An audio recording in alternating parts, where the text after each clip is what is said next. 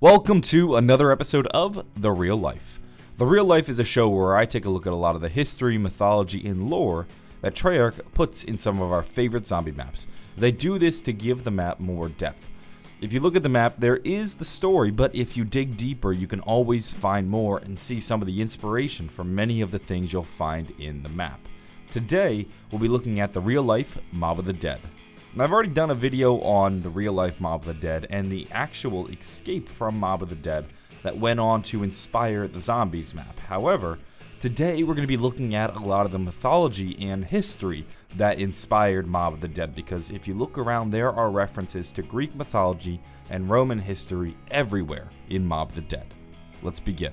We're going to begin with the story of Icarus.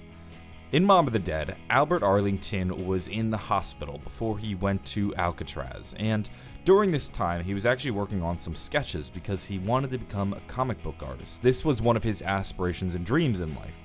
We learn about this a bit from one of his ciphers in the map. It goes like this.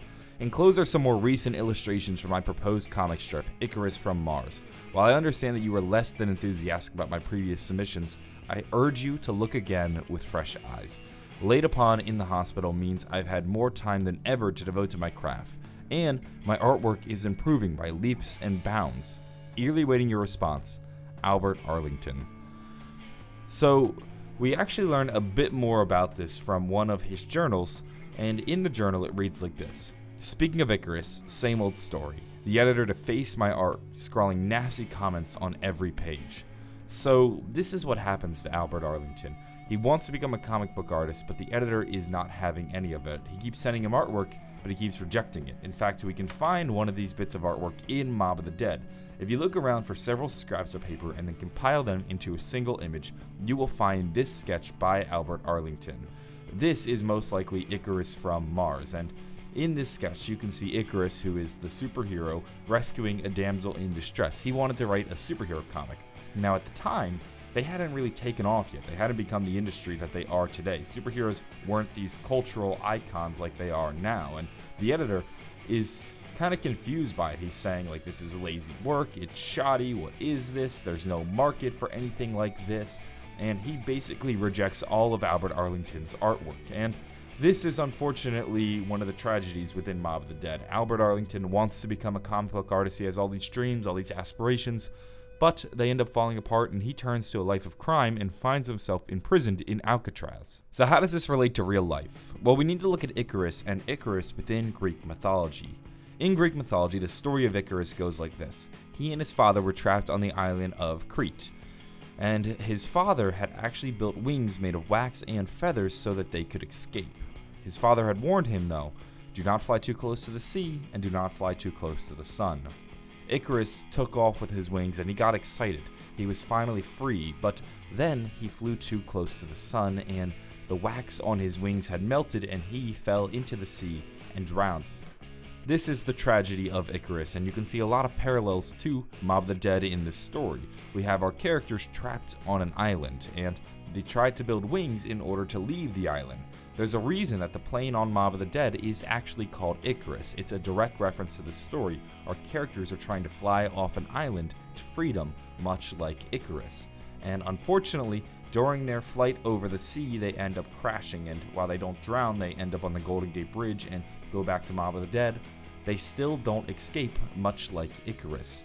Now, Icarus is a story of hubris. It teaches you not to be foolish, and Icarus should have listened to his father, and there are many instances within Mob of the Dead where characters should not have been foolish. It was foolish to think that they could have flown off the island in this makeshift plane, and it was also foolish to murder Al on the roof. They didn't need to do that, and that's what resulted in their imprisonment within Mob of the Dead. Let's now talk about the three dogs that we can find scattered around Mob of the Dead. These are most likely a reference to Cerberus, and Cerberus in Greek mythology is a three-headed dog that belongs to Hades. He is the Hound of Hell. Now, supposedly, Cerberus guards the underworld, and in some interpretations, Cerberus can have more than three heads, but generally, you imagine Cerberus as a three-headed dog from hell. And this fits in very well with the story, where Mob of the Dead may or may not be in hell, we can't confirm that, but it sure feels like it. There's fire and brimstone, our characters are being punished for their sins, everything is very satanic, everything is very demonic. If there was to be a hell, Mob of the Dead wouldn't be too far off from it. So it would make sense that when you see these three-headed dog pop into the map, it's most likely a reference to Cerberus, the dog who guards the gates of hell. Now, some would argue that Mob of the Dead isn't hell, but rather a purgatory, and a step you go through before you enter hell, and this would then explain why Cerberus is here. He is literally guarding the gates of hell. You are in purgatory, a step before hell, and once you leave Mob of the Dead, you are then entering hell, potentially, and that could be why Cerberus is present in the map. We're going to take a step away from Greek mythology and enter the realm of Roman history. Now, these two subjects are pretty closely related because within Rome, they did believe in a lot of the Greek gods, so it all sort of fits under this relative umbrella. We're going to be talking about Brutus, and this bit of real-life history is very in your face. Brutus is, of course, the prison guard who chases after you every so often. He is the boss of this map. Brutus's name most likely comes from Brutus, the Roman senator. Now, Brutus was instrumental in the assassination of Julius Caesar. He was one of the men who stabbed Julius Caesar. This is one of the great stories of betrayal, and he's probably one of the great traitors in history. Betrayal is a big theme within Mob of the Dead. After all, it was our three other characters betraying Albert Arlington on the rooftop of Mob of the Dead that resulted in their imprisonment in this hell. Why, though, was the prison guard named Brutus? I think it's to remind them of the betrayal and the crimes that they had committed. So, if we think about it, Stanley Ferguson is most likely the warden within Mob of the Dead, and Stanley was somebody who was nice to them. He was friendly, he would talk to them, and then they betrayed him. They stabbed him, much like Brutus stabbed Julius Caesar, and during our character's actual escape, they also betrayed Albert Arlington by stabbing him, just like Brutus stabbed Julius Caesar. So this is there to serve as just an illusion, and it's to remind our characters what they did and why they are here. It's all about the sins that they had committed. So that's most likely why Brutus is named Brutus within Mob of the Dead. That's going to wrap things up for the real-life Mob of the Dead. While there is a lot of history within the prison that went on to inspire the map, I mean, you can look at it and it's basically a one-for-one recreation of the actual prison.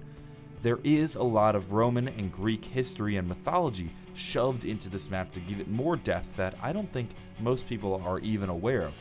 They look at this and go, we're in Alcatraz. That's pretty cool, and Alcatraz has a lot of history, but there's even more beyond that, and you just have to do a little bit of digging to find it. I hope you guys enjoyed this video. I'm gonna go though. Have a wonderful day, and bye.